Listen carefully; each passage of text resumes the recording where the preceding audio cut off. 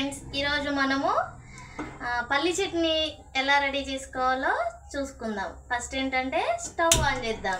ఓకేనా? Stove on చేసి పల్లీలు వేయించుకుందాం ఫస్ట్. ఓకే,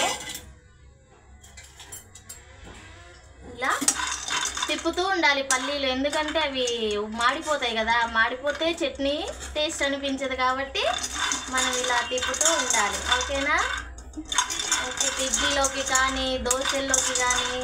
మా బాబు అయితే పల్లి చట్నీ లేని అసలు ఇడ్లీయే తినడు.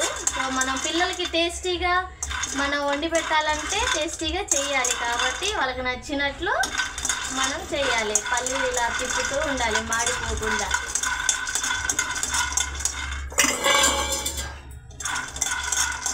ఫ్రెండ్స్, ఇలా ఇలా ఇలా తిప్పుతూ ఉండాలి, ఎందుకంటే మాడిపోతాయి కదా. అందుకే ఈ పల్లీలని ఇలా ఒక స్పూన్తో మనం కదిలిస్తూ ఉండాలి. ఇవి ద్వారగా వేగిన తర్వాత పొట్టు తీయొద్దు ఫ్రెండ్స్. మీరు ఎప్పుడైనా గుర్తుపెట్టుకోండి, పల్లీ చట్నీ అప్పుడు మీరు పొట్టు అస్సలు తీయొద్దు. కొంతమంది ఏంటంటే పొట్టును తీసేసి ఓన్లీ పల్లీల వరకే చట్నీ చేస్తారు. పొట్టు ఉండటం వల్ల మనకి హెల్త్కి చాలా మంచిది. ఓకేనా? ఇప్పటి నుంచి మీరు పొట్టు ఎవరు తీసేసుకోకండి.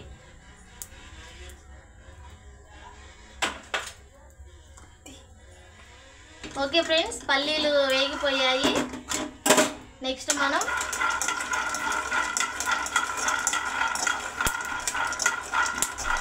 చాలా టేస్టీగా, పిల్లలైతే చట్నీయే తింటారు ఇలా మనం టేస్టీగా చేస్తే. ఓకే ఫ్రెండ్స్, ఇప్పుడు ఇవి వేయించినాక ఒక బౌల్లో తీసుకొని నెక్స్ట్ పచ్చిమిర్చి వేసుకుందాం. పచ్చిమిర్చిలో లైట్గా కొంచెం ఆయిల్ యాడ్ చేసుకుందాం.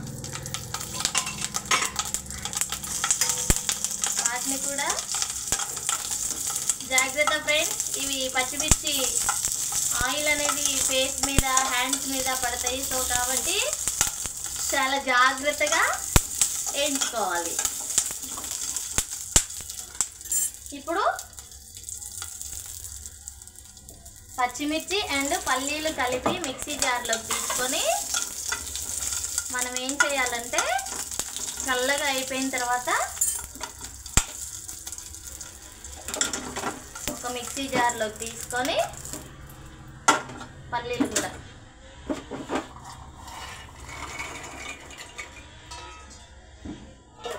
దీనిలో కొంచెం సాల్ట్ వేసుకోవాలి.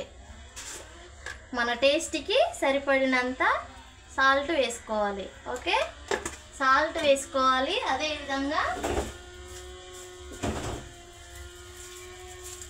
ఒక ఏం చేయాలి, 2 ఎల్లిపాయ, ఇవి 2 ఎల్లిపాయలు వేసుకోవాలి. అప్పుడు చట్నీ చాలా టేస్టీగా బాగుంటుంది, మనకి చాలా చక్కగా తినాలనిపిస్తుంది. ఓకే ఫ్రెండ్స్, ఇప్పుడు మనం ఏం చేయాలంటే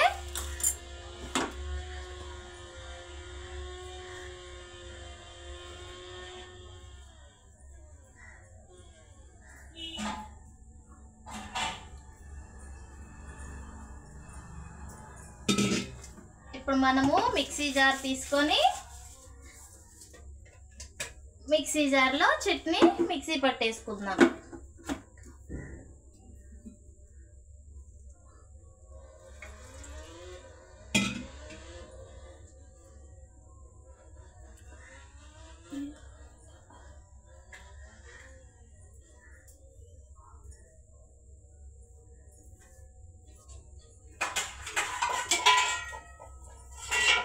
మిక్సీ పట్టేసుకుందాం.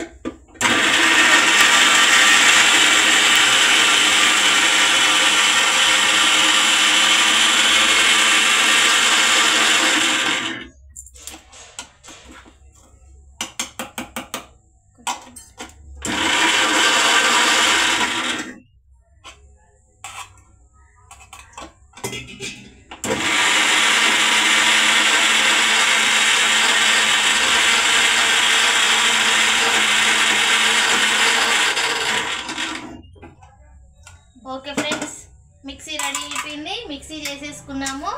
ఇప్పుడు ఏం చేయాలంటే ఆ పల్లి చట్నీని పోపు వేసుకుందాం. ఓకేనా? లైట్గా కొన్ని వాటర్ పోయాలి.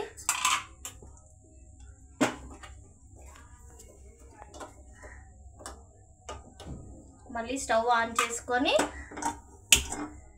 కొంచెం ఆయిల్ వేసుకోవాలి. పోపుకి సరిపడినంత ఆయిల్ వేసుకోవాలి. కొంచెం ఆల్రెడీ పచ్చిమిర్చి ఆయిల్లోనే వేయించుకున్నాం కాబట్టి కొంచెం ఆయిల్ వేసుకోవాలి. కొంచెం ఆయిల్ వేసుకొని ఆయిల్ వేడైన తర్వాత ఒక 2 ఎండుమిర్చి, ఓకే, 2 ఎండుమిర్చి వేసుకోవాలి.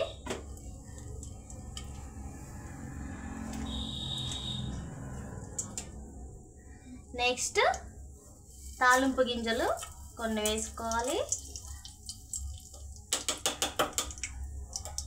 నెక్స్ట్ కొంచెం జీలకర్ర వేసుకోవాలి.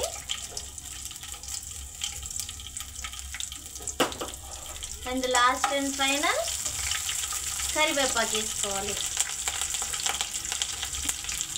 సో ఇది పోపు అంతా చక్కగా వేగిన తర్వాత అప్పుడు మనం మిక్సీ పట్టుకున్న పల్లీ చట్నీ ఈ పోపులో వేసేస్తే